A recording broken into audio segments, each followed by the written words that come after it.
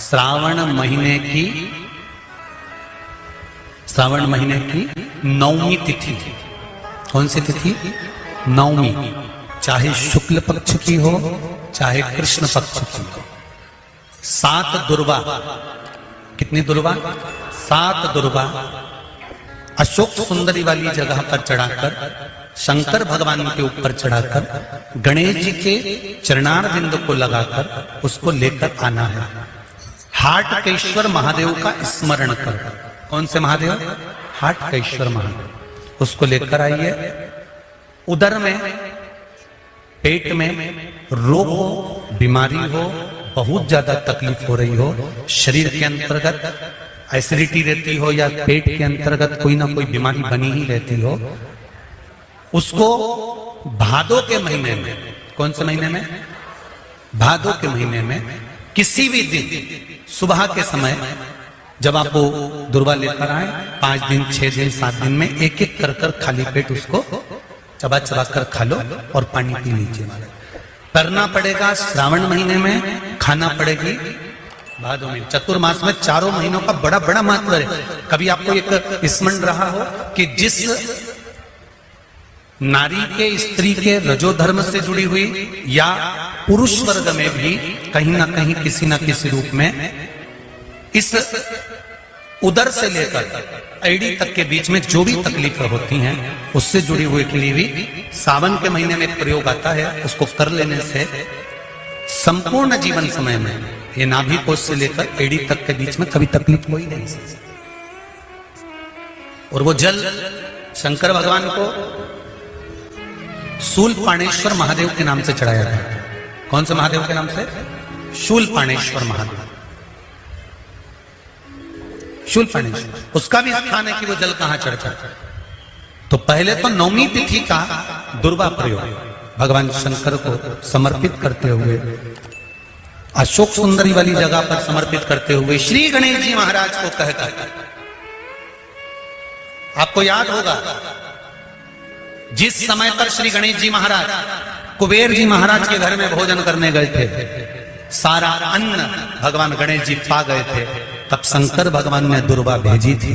ये दुर्वा जब गणेश जी को भेजी गई थी तो वो औषधि के लिए भेजी गई थी कि गणेश जी ने ज्यादा पा लिया है तो शरीर में रोग ना हो जाए, पेट में कोई रोग ना हो जाए। तब शिव जी ने भेजी थी अशोक सुंदरी के माध्यम से।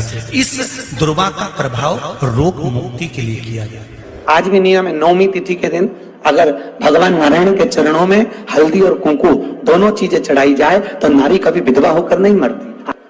आज भी लिखा है, अखंडता को पाने के लिए भगवान नारायण के सीधे चरण में हल्दी और उल्टे चरण में हरोली चढ़ाई जाती, कुंकू दोनों चढ़ाई। बीमारी डॉक्टर का पीछे ही नहीं छूट रहा हो तो शिव महापुराण, विष्णु पुराण और स्कंद पुराण में जो पुरुषोत्तम कथाओं का वर्णन किया गया है, एक आटे का दिया, उसमें 4 बत्ती,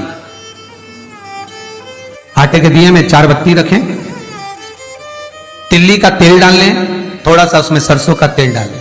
महाराज घर के बाहर, अर्थात घर के अंदर के बाहर जो चौखट होती, चौखट से थोड़ा सा बाहर, बिल्कुल चौखट पे नहीं बैठना, थोड़ा सा बाहर, नवमी तिथि के दिन शाम के 6 से 6:30 के बीच में 21 बार जो व्यक्ति बीमार रहता है उसके सिर से नीचे की ओर श्री नरसिंह भगवान का स्मरण कर कर, वो व्यक्ति का उतारा कर रहे उसका नाम और गोत्र लेकर 21 बार जो उतार कर उस दिए को घर के ही चौखट पर रख देता है, उस व्यक्ति की बीमारी छूट जाती है महाराज, वो रोगीला नहीं रहता।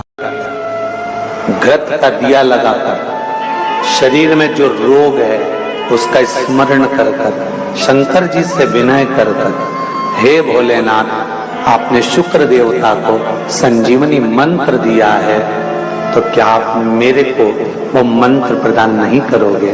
मेरे रोग, मेरी बीमारी, मेरे दुख को आप नहीं हरोगे? शिव से कहो, ये शरीर आपने दिया है और भजन करने के लिए दिया है, स्मरण करने के लिए दिया है, कीर्तन करने के लिए दिया है, तो संभालोगे भी आप। और बेलपत्री की ओर मुख कर कर, घी का दिया लगाकर महामृत्युंजय मंत्र का स्मरण कर लेने पर धीरे धीरे धीरे धीरे धीरे धीरे वो रोग समाप्ति की ओर आता चले जाता है। भगवान शिव की कथा कर रही है। डाब को, कुसा को 3 जगह पर, पहला द्वार से अंदर प्रवेश करते समय सीधे हाथ पर कहीं पर भी रख सकते। दूसरा, पूजन का जो स्थान हो, पूजन की जो जगह हो, वहां अगर कुसा नहीं रख सको तो कुसा का आसन जरूर रखो। अगर कुसा नहीं रख सकते तो कुसा का आसन जरूर। तीसरा,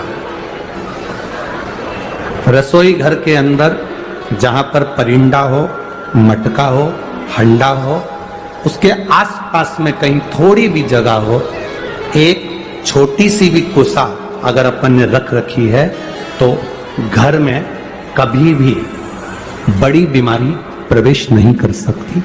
एक कुसा भी अगर हमने रखी है, एक डाब भी हमने रखी है, हम तो यहां तक कहेंगे, शिव महापुराण की इस पवित्र कथा में आप लोगों से कहना चाहेंगे,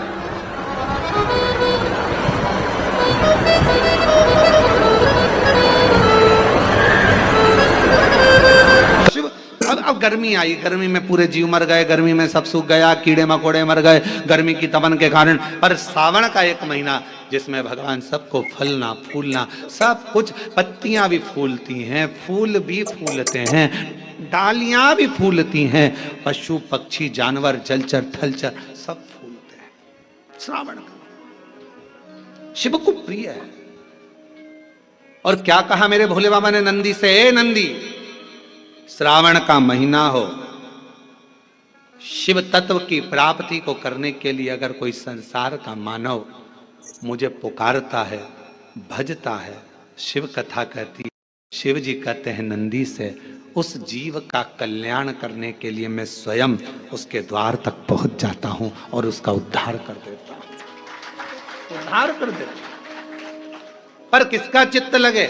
सावन में भी कई लोग ऐसे हैं जिनका चित्त नहीं लग पाएगा, क्योंकि सावन का महीना होता है तो कमाई के स्रोत भी ज्यादा हो जाते हैं। जीजियों की साड़ियां बिकने लगती हैं, फैशन का सामान बिकने लगता है, पर्स मोबाइल बिकने लगता है, सामान बिकने लगता है, क्योंकि उस समय व्यापार भी बढ़ता है। व्यापार इसलिए बढ़ता है क्योंकि भगवान भी चाहता है कि तेरा मन मुझसे हट जाए, व्यापार में लग जाए। क्योंकि भगवान को मालूम, हमने पहले भी कथा में कहा है, बच्चे को माँ गोदी में तभी तक रखती है जब बच्चा खिलौने से नहीं खेलता, खिलौने से खेलने लगेगा माँ नीचे उतार देगी। उसी तरह भगवान तुमको अपने पास जब तक बुलाता है, जब तक तुम्हें अपना बना कर रखता है, और भगवान देख ले